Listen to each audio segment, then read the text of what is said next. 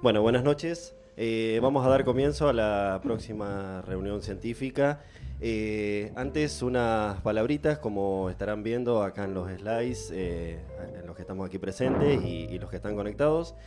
Los esperamos el 1 de septiembre en el simposio, va a ser el 6º simposio regional de cardiología.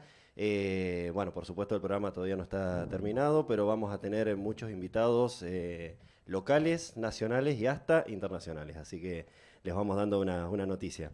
Va a ser en el Paraninfo de la Universidad Nacional del Litoral, una media jornada, así que bueno, por supuesto los invitamos a todos. Si alguno todavía no se ha podido inscribir en el Congreso de Mendoza, ahora de la FAC, rogamos que por favor a la brevedad se comuniquen con nosotros por el tema de la beca. En la noche de hoy vamos a escuchar a gente de la residencia del Sanatorio Mayo que nos va a hablar de miocardiopatía hipertrófica, estratificación del riesgo. La charla estará a cargo de la doctora Marisol Alegre y Belén Bergamini. Ellas son residentes de segundo año de esa institución. Coordina la charla el doctor Guillermo Lerman, parte de la comisión directiva de la Asociación de Cardiología. Y como panelistas lo tenemos aquí al doctor Carlesi, es médico cardiólogo, especialista en imágenes cardíacas del Hospital Cuyen, y online a la doctora Camila Olivera, quien es además una amiga, es cardióloga y electrofisióloga del Hospital Posadas de Buenos Aires. Camila, buenas noches. Buenas noches para todos. Gracias. Por la invitación. Gracias. Y a la doctora Fiamma Caimi, quien es cardióloga y fellowship en cardiopatías familiares, que también está online. Fiamma. Hola, buenas noches. Muchas gracias. Buenas noches y muchas gracias a ustedes. Bueno, damos comienzo. Adelante, doctoras. Bueno, buenas noches. Vamos a presentar el caso de un paciente masculino de 64 años, tabaquista de jerarquía, hipertenso, con antecedente familiar de muerte súbita cardíaca en familiar de primer grado, medicado habitualmente con losartán 100 miligramos día e hidroclorotiazida 12,5 miligramos día. Él consulta por un cuadro de 72 horas de evolución, caracterizado por disnea progresiva hasta clase funcional 4, agregando en el día de la consulta dolor precordial retroesternal opresivo con irradiación a hombros de intensidad 8/10 que inicia ante esfuerzos y persiste en reposo. Al momento del examen físico, el paciente persistía con dolor, tenía una tensión arterial de 150-90 milímetros de mercurio y en el resto del examen físico ningún otro hallazgo patológico a destacar. En el electrocardiograma de ingreso vemos un ritmo sinusal, una frecuencia de 53, un eje entre 0 y -30, una P de 80, un PR de 160, un QRS de 80 milisegundos y ondas T negativas asimétricas en ABL y de B2 a B6. Posteriormente, en un electrocardiograma de control, vemos una pseudonormalización de las ondas T, persistiendo ondas T negativas en ABL de menor profundidad. En el laboratorio de ingreso no vemos ningún dato a destacar. Solicitamos dosaje de enzimas CPK y LDH, ya que en nuestro centro no contamos con troponinas que estaban dentro de parámetros normales. En la radiografía de tórax de ingreso vemos un tórax de conformación anatómica normal con una leve redistribución de flujo y un índice cardiotorácico de 0.5. Interpretamos este cuadro como un síndrome coronario agudo sin elevación del ST, por lo que solicitamos un ecodoppler cardíaco y una cinecoronariografía. En el ecodoppler cardíaco vimos cavidades de tamaños conservados, una función sistólica normal con una FEI de un 68%, una hipertrofia concéntrica a predominio septo anterior basal e inferomedial, con un septum de 24.3 milímetros y una relación septum-pared posterior de 1.8. En el flujo del tracto de salida del ventrículo izquierdo, el gradiente ante maniobras de Valsalva estaba conservado con un gradiente de 8.4 milímetros de mercurio. En la cinecoronariografía evidenciamos ateromatosis difusa e irregularidades a nivel de las arterias circunfleja y descendente anterior a predominio distal y una lesión excéntrica en la coronaria derecha, moderada a nivel distal. En resumen, tenemos un paciente de 64 años que consulta por disnea y dolor precordial. En la cinecoronariografía vemos enfermedad coronaria no significativa y con el ecodoppler cardíaco llegamos al diagnóstico de miocardiopatía hipertrófica sin obstrucción del tracto de salida del ventrículo izquierdo. Para estratificar el riesgo de muerte súbita de nuestro paciente, según lo recomiendan las guías, realizamos un Holter cardíaco de 24 horas, donde vimos un ritmo sinusal durante todo el estudio y extrasístoles ventriculares aisladas. Estratificamos el riesgo de nuestro paciente según este score propuesto por la Sociedad Europea de Cardiología, que evalúa el riesgo de muerte súbita de los pacientes con diagnóstico de miocardiopatía hipertrófica a los 5 años en función de la edad del paciente, el espesor máximo de pared del ventrículo izquierdo, tamaño de aurícula izquierda, gradiente máximo de salida del tracto del ventrículo izquierdo, el antecedente familiar de muerte súbita, el hallazgo de TB monomorfa no sostenida en el Holter cardíaco y el antecedente de síncope inexplicado. Según este score de riesgo, los pacientes se consideran de bajo riesgo cuando tenemos un porcentaje de menor a 4% de muerte súbita a los 5 años, de riesgo intermedio cuando tenemos un riesgo entre 4 y 6%, y mayor a un 6% se consideran pacientes de alto riesgo. Bueno, nuestro paciente tiene un riesgo bajo de muerte súbita cardíaca, por lo que no se recomienda la indicación de un CDI. Nuestro paciente se va de alta con estas indicaciones: aspirina 100 miligramos día, losartán 50 miligramos cada 12 horas, atorvastatina 40 miligramos día, bisoprolol 2,5 miligramos cada 12 horas. Se indica control y seguimiento ambulatorio por cardiólogo de cabecera y se explican las pautas de alarma. Bien, a modo de repaso podemos definir a la miocardiopatía hipertrófica como el aumento del espesor de la pared del ventrículo izquierdo y más raramente del ventrículo derecho, que no se puede explicar únicamente por condiciones de carga anormales. Y es la cardiopatía genética más frecuente y la principal causa de muerte súbita en los jóvenes. Como criterio diagnóstico tenemos la determinación del espesor de la pared del ventrículo izquierdo en cualquier sector al final de la diástole que sea mayor o igual a 15 milímetros, determinado por ecografía y o resonancia. Y podemos diagnosticar hipertrofia septal asimétrica con la relación septum-pared posterior mayor o igual a 1.3. Si bien la mayoría de los pacientes son asintomáticos, los síntomas más frecuentes son la disnea de esfuerzo, el dolor precordial y el presíncope o síncope. En cuanto al diagnóstico, la última guía de la AJA del 2020 sobre miocardiopatía hipertrófica recomienda hacer una valoración inicial con un examen físico completo y una anamnesis que incluya la historia familiar hasta la tercera generación y hacer un electrocardiograma como valoración inicial y también como parte del seguimiento cada 1 o 2 años. También hacer un Holter de 24 a 48 horas para poder estratificar el riesgo a través de la detección de arritmias. Y en aquellos pacientes que tengan síntomas o sospecha de cardiopatía isquémica, hacer una angiografía coronaria a través de tomografía o cateterismo. Y en todo paciente con sospecha de miocardiopatía hipertrófica, usar una ecografía transtorácica como diagnóstico inicial. Para aquellos pacientes que no tengan un gradiente mayor o igual a 50 milímetros de mercurio en el tracto de salida, a través del eco transtorácico se sugiere hacer un ecoestrés. Remarca sobre todo el uso de los test genéticos como valoración inicial tanto para el paciente como para los familiares. Todas las recomendaciones son el tipo 1B.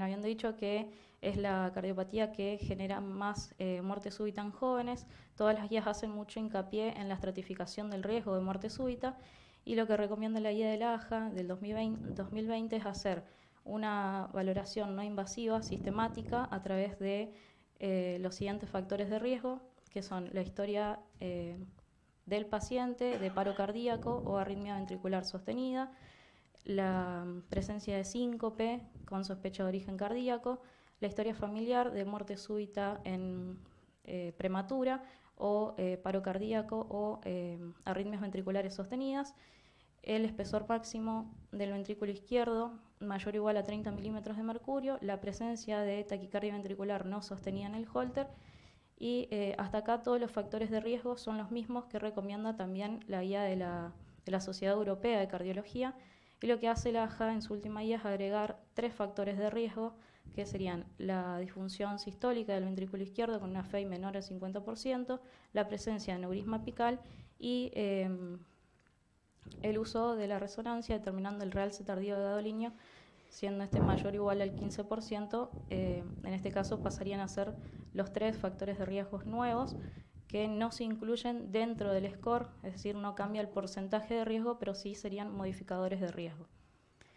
Y también la AJA recomienda el uso de la resonancia en aquellos pacientes que no se puedan identificar como de alto riesgo de muerte súbita o en aquellos en los que la decisión para implantar un CDI sea más compleja, evaluando todos los parámetros que mencioné anteriormente. Volviendo a nuestro paciente, él vuelve a consultar por una pérdida súbita del conocimiento y del tono postural de segundos de duración con un traumatismo facial, recuperación rápida y ad íntegro. Luego de la valoración inicial y de repetir algunos estudios, se considera un síncope de origen cardíaco, y a partir de esto, como hubo un cambio en las manifestaciones de nuestro paciente, volvemos a estratificar el riesgo, también con el mismo score que habíamos usado previamente, y en este caso nos da un riesgo de 5,83% a los 5 años, por lo tanto pasa a ser de riesgo intermedio, y en este grupo de pacientes se podría considerar la implantación de un CDI. Lo que recomienda la guía del 2022 de la EX también sobre muerte súbita es en estos pacientes que tienen riesgo intermedio, se pueden usar otros parámetros, como había dicho anteriormente, el realce tardío de gadolinio, la función sistólica menor al 50%, la respuesta normal de la presión arterial durante el ejercicio, la presencia de aneurisma apical o la presencia de mutaciones sarcoméricas. Nosotros optamos por hacer una resonancia con realce tardío de gadolinio, que nos dio que tenía un realce total de 12,5% y con los volúmenes conservados, la función sistólica del 73%, sin disinergias regionales y con severa hipertrofia septal e inferior medial. Luego de la inyección intravenosa de gadolinio se observó un realce tardío mesocárdico difuso a nivel septal, inferior y anterolateral basal.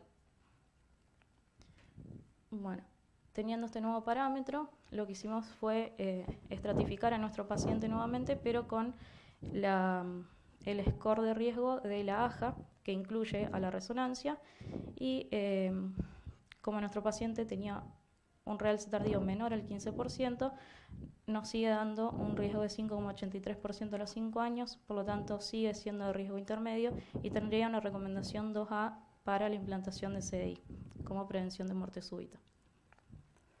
Bueno, en relación a la estratificación de riesgo de estos pacientes con miocardiopatía hipertrófica de muerte súbita, en 2018 se publicó un estudio por la revista Circulation, cuyo objetivo fue validar el modelo de estratificación de riesgo propuesto por la Sociedad Europea de Cardiología.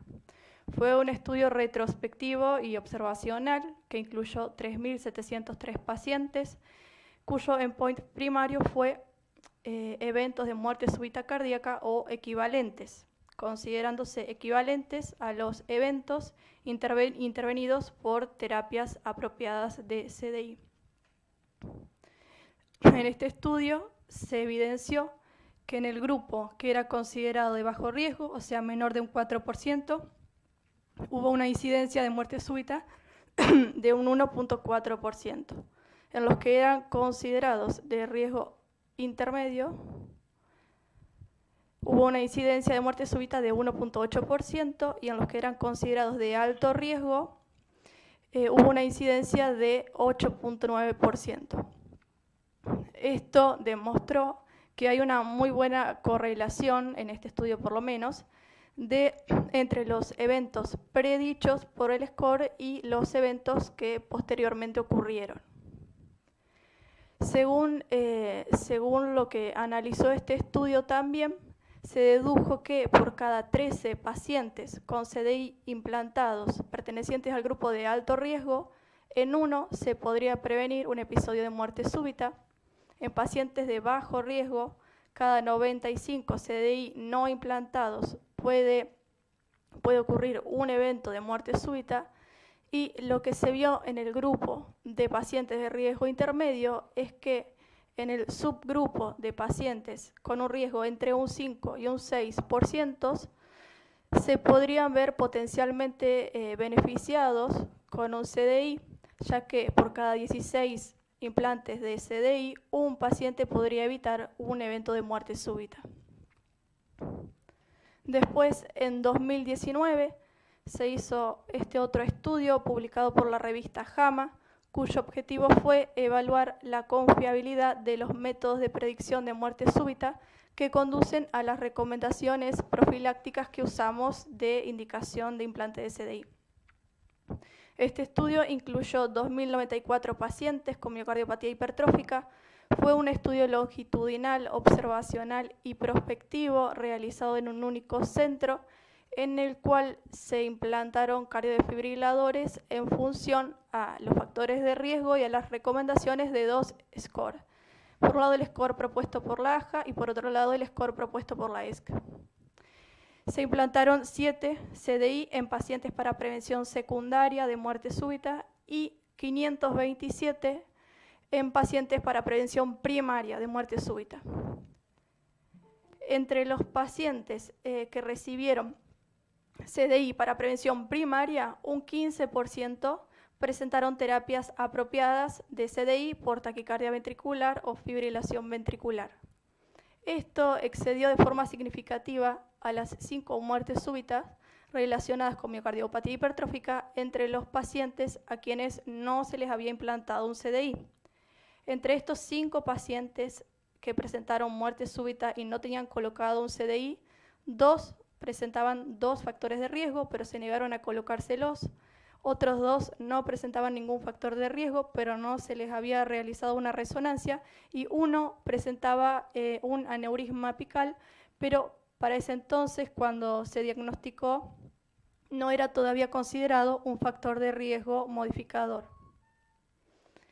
Del total de pacientes que recibieron terapias apropiadas por el CDI, se vio que un 34% de ese total de pacientes pertenecían al grupo de alto riesgo de muerte súbita, según el score propuesto por la ESC, y un 42% eran considerados de bajo riesgo, por lo que hubieran quedado excluidos de la recomendación de CDI según esta guía. Dentro de las conclusiones de este estudio, se llegó a que el score de riesgo modificado de la AJA tiene mayor sensibilidad para la predicción de eventos de muerte súbita, pero menor especificidad para identificar pacientes sin eventos. También se vio que en la evolución de la estratificación de riesgo en pacientes con miocardiopatía hipertrófica, con la emergencia de los nuevos factores de riesgo que se incorporan, permiten mejorar la estrategia para identificar pacientes de alto riesgo que podrían beneficiarse con CDI en prevención primaria. Bien, Y en 2016, en The American College, se publicó un metaanálisis cuyo objetivo era evaluar el valor pronóstico del realce tardío de gadolinio determinado por resonancia en pacientes con miocardiopatía hipertrófica. Incluyó 5 estudios que en total tenían 2.993 pacientes, de los cuales el 55% presentaba realce tardío de gadolinio. La media de pacientes por estudio fue 424 y el seguimiento de 36,8 meses.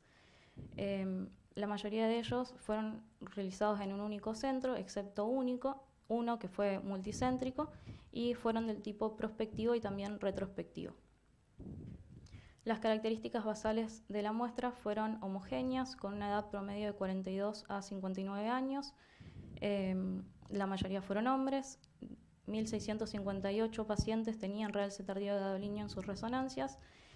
Las comorbilidades más frecuentes fueron la diabetes y la fibrilación auricular, y la mayoría se encontraba en clase funcional 1 en cuanto a los síntomas, y también la mayoría tenía una función sistólica conservada mayor al 50%.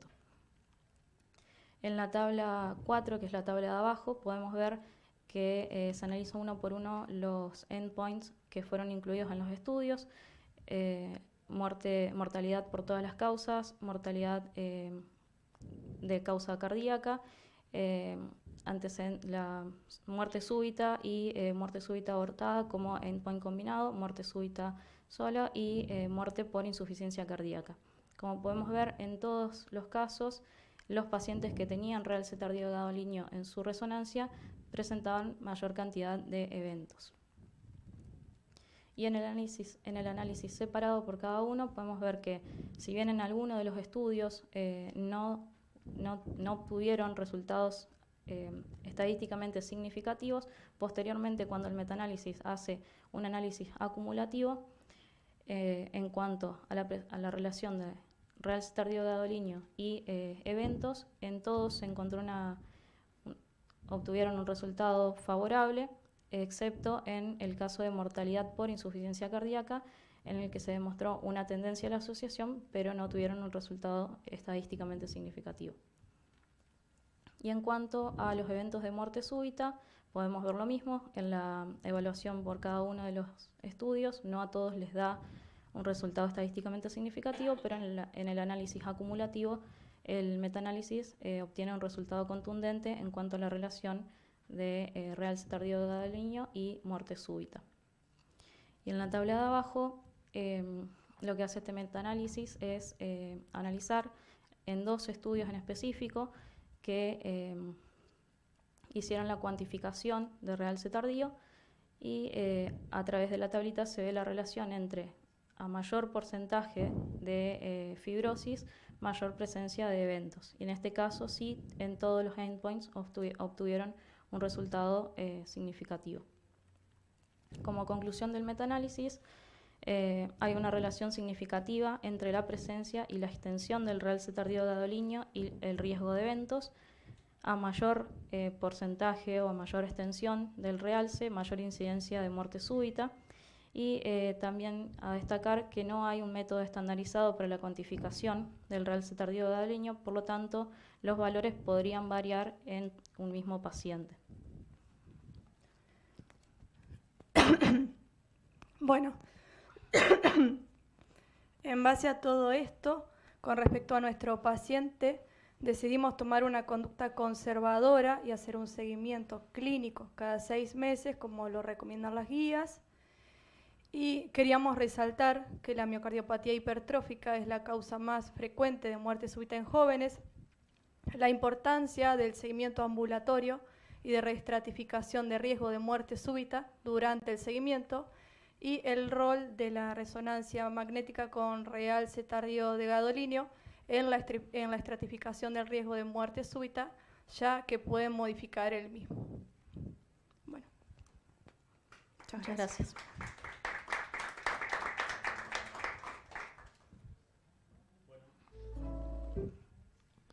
Bueno, felicitaciones a las doctoras, muy completa la presentación del caso y la revisión.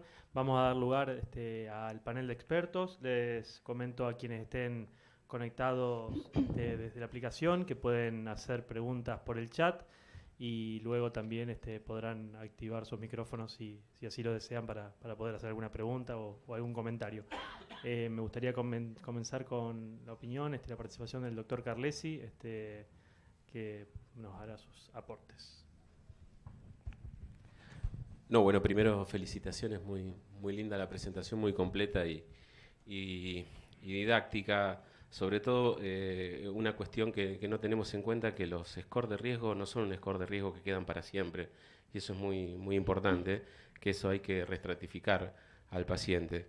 En lo que respecta a lo que es la rama en la que me dedico, que es la imágenes, la resonancia cardíaca es una entidad que tiene una ayuda bien importante en cuanto a la estratificación, pero también tiene una cuestión confusional, porque uno no puede tomar como un marcador pronóstico algo que está presente en más de la mitad de los pacientes. O sea, el hecho dicotómico de tener realce tardío o no tener realce tardío a la hora de estratificar al paciente es muy difícil. Y ya sabemos muy bien que tenemos dos grandes problemas. Uno, no indicarle un CDI a un paciente que lo merecía, y otro, indicarle un CDI a un paciente que no iba a tener nada. Ustedes mostraron ese estudio que evaluó los scores. Solamente un 15% de los pacientes que tuvieron un implante de CDI tuvieron un evento, un choque apropiado. Con lo cual también esa es la otra parte que hay que tener en cuenta, y que la resonancia, sobre todo en el estudio de Chan, que estaba dentro del metaanálisis que ustedes presentaron, es muy concreto a la hora de dar la opinión de colocar un CDI a paciente que se lo merece, y también reestratificar a un paciente para que no se merece, por más de que los scores de riesgo lo digan. Y con respecto a la cuantificación, que ahí creo yo es donde debería tener la potencia la resonancia cardíaca, es decir, cuantificar el monto de este realce tardíaco, que es absolutamente muy común de ver en los pacientes. Tenés, como ustedes dijeron, la dificultad en los diferentes métodos. En el metaanálisis son todos métodos que están hechos en forma manual. Hoy en día tenés métodos cuantitativos que están basados en la diferenciación del miocardio que es sano, la intensidad que tiene de imagen el miocardio sano, y los desvíos estándar que se alejan de ese miocardio sano son los que se consideran realce tardío gadolinio. Y ahí varía. Hay estudios que son 2 desvíos estándar, hay estudios que son 4, y lo que más sólidamente está establecido son los 6 desvíos estándar para considerar realce tardío. Pero hay mucha variedad en cuanto a los métodos, con lo cual le quita ese poder, y probablemente el poder lo tengan la gente de los centros donde se hicieron esos estudios. A ellos les funcionó. Entonces, ahí uno tiene que hacer su curva de aprendizaje.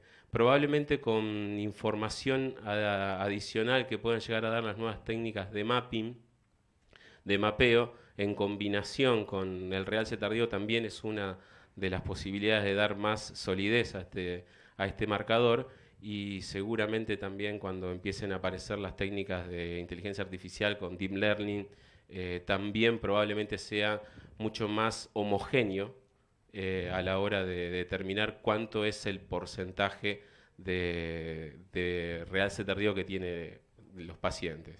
Porque es muy difícil, este paciente tiene 12,5, probablemente otro operador venga y te dice 16, ¿cambió el riesgo? No lo sé, la verdad que no lo sé, pero es una ayuda. Yo la ayuda que tengo más de la resonancia es la estratificación, pero mucho más el tema de diferenciar entre lo que es la miocardiopatía hipertensiva versus una miocardiopatía hipertrófica, o la del deportista. Ahí tiene un hecho bien consolidado y bien sólido. Bueno, muchas gracias, Adrián. Vamos a dar lugar entonces desde la aplicación a la doctora Caimi, que nos haga sus aportes. Hola, buenas noches. Primero, bueno, muchas gracias por la invitación y felicitaciones, chicas, por la presentación. Muy interesante el caso.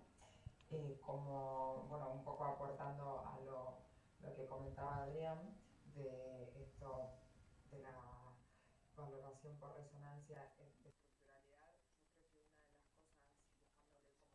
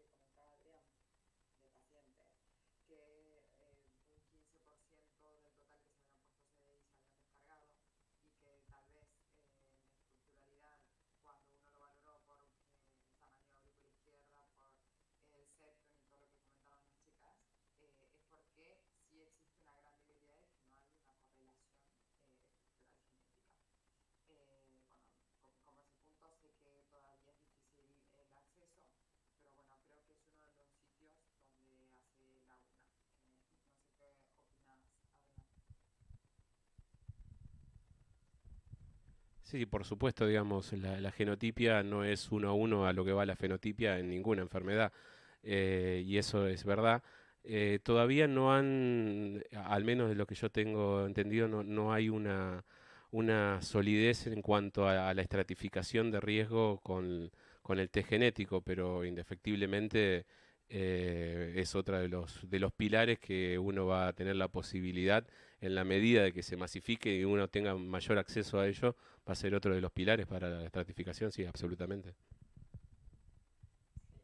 Completamente, como decías, todavía no está estandarizado, aunque sí sabemos, bueno, cuáles son los genes más frecuentes. Y una de las cosas que comentaron las chicas me interesó y por curiosidad, ellas comentaron que había un familiar de primer grado que hizo un evento de muerte súbita. ¿Qué tipo de familiar es? Si era hijo, padre, hermano. 28 años. Tiene- ¿Se escucha? Era un hermano con 28 años. Perfecto. ¿Y se hizo árbol familiar en este caso de este paciente? No. ¿Saben? ¿Tiene hijos? ¿El paciente Sí. o el hermano? No, El no, paciente. Sí, tiene una hija. Se le solicitó estudios por ambulatorio, digamos. O sea, se le indicó que se haga seguimiento también la hija. Claro. Perfecto. Perfecto, muchas gracias. Bueno, gracias Fiamma. Vamos a dar lugar entonces a la doctora Olivera también para que nos haga sus comentarios y aportes. Camila. Buenas noches, felicitaciones por la presentación. Creo que es un paciente justamente complicado, ¿no? Los que están en los grises. Por un lado, me parece que, hablando específicamente de la muerte súbita, si este paciente está saliendo del riesgo mayor, que es entre la tercera y la cuarta década, en la arritmia ventricular en el contexto de esta patología, sí creo, como decía la doctora, ese antecedente de muerte súbita es de un peso importante, no solamente por la parte clínica, sino por la parte también emocional del paciente, que no es menor. Un paciente que vive, digamos, con ese miedo, y si nosotros estamos decidiéndonos si vamos a colocar un dispositivo para prevenir de la muerte súbita.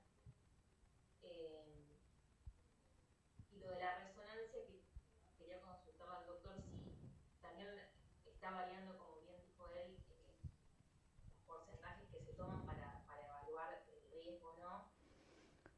Algunos toman a partir de 12% de que hay mayor riesgo de muerte súbita. Y no sé si este paciente tiene una resonancia previa, como para que uno pudiera comparar si tenía previamente este grado de fibrosis o no, o es la primera resonancia que tiene. Es la primera resonancia. ¿Y la muerte súbita del familiar es una miocardiopatía hipertrófica o no se sabía qué era? No se sabía.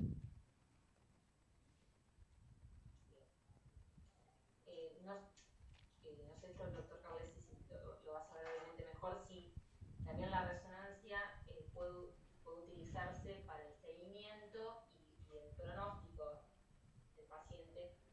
Bueno, si ustedes también tomaron esta decisión de seguirlo, cada cuánto tiempo, no sé si en 6 meses, un año, repetir una resonancia. Yo creo que es un paciente de riesgo por todos los antecedentes que tiene. Lo único que maneja es su edad, que salió de la etapa más crítica, pero me parece que es un paciente de riesgo de muerte súbita. Creo que necesita un seguimiento, un acompañamiento importante, y más al tener un hermano que murió joven de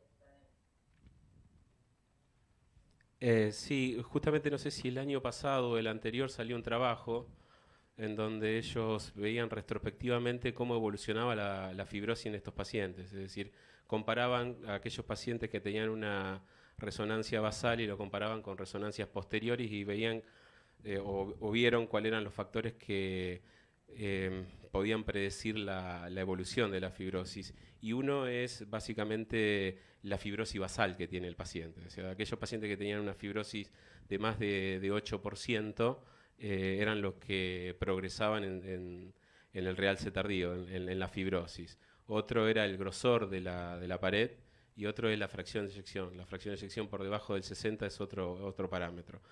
Acá el dato de la muerte súbita a los 28 años del hermano hace mucho ruido y sobre todo el síncope. El síncope es muy fuerte. Por eso, digamos, mi cuestionamiento hacia poner un punto de corte para determinar si un paciente tiene riesgo o no en un método que no está realmente estandarizado y como todas variables que son continuas, uno cuando tiene 14,9 no es que tiene menos y pasa a tener cuando tiene 15,1. Entonces es un contexto que a veces, bueno, todas esas evidencias la tiene que llevar uno al consultorio y se tiene que valer de los números, lamentablemente, pero uno tiene que ser un poco más flexible con eso. Por eso me pareció muy bueno la reestratificación que ellas hicieron y la reestratificación que tienen que volver a hacer de acá a un año, probablemente con una rueda de resonancia o evaluar con una ecografía, la fracción de eyección. Bueno, eso tampoco está establecido en las guías a cada cuánto se tiene que pedir un estudio de resonancia magnética. Yo, perdón, por generar un poco de discusión y por la intriga de cómo sigue, para preguntarte a ti, Camila, ¿este paciente te parecería para un loop recorder o no? Podría ser una opción, sí. El estudio, pensaba en el estudio electrofisiológico, pero la verdad que en general en las canalopatías la mayoría no es muy útil. La sensibilidad y especificidad de la inducción de una arritmia varía mucho, la verdad. Pero un loop podría ser y también, bueno, lo que hablabas vos, el tema obviamente, del test genético, que hay genes que son más asociados, digamos, a mayor riesgo. Obviamente que eso también sería buenísimo, mucho más difícil de alcanzar en nuestro país, pero no sería una buena opción, obviamente, porque el Holter, en general, el Holter en cualquier tipo de arritmia, sabemos que la tasa, digamos, de sensibilidad es muy baja, por más que es un estudio que usamos un montón, los cardiólogos, los electrofisiólogos usamos muchísimo el Holter, la verdad es que se escapan muchísimas cosas.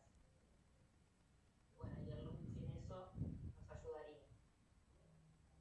Vale, entonces entiendo, chicas, corregirme, que el paciente ahora va a continuar en seguimiento y que clínicamente él que había consultado la primera vez en clase funcional 4, actualmente que había quedado, si no me confundo, con beta bloqueantes y los sartan, actualmente ¿en qué clase funcional está? ¿O está normal? Está asintomático. Vale, perfecto, porque si bien, bueno, como para decir, bueno, ¿qué más podríamos hacer? Además de la estratificación, por supuesto, y seguimiento de la parte de muerte súbita, también como clínicamente cómo se iba a seguir, como que otras herramientas, porque si bien es verdad que tenemos poquita evidencia, pero ya el año pasado el estudio Maverick con Mavacantem ya mostró en pacientes que fuesen sintomáticos, que bueno, no es el caso, por eso quería preguntar, porque no sabía cómo había seguido, pero no obstructivos, tener impacto al menos clínico, si bien no en el post-duras. Pero bueno, por repasar qué otras herramientas podríamos tener tanto de seguimiento como de tratamiento en el paciente. Bueno, excelente, muchas gracias. Ah, sí, tenemos una pregunta de acá. Espera, acércate porque...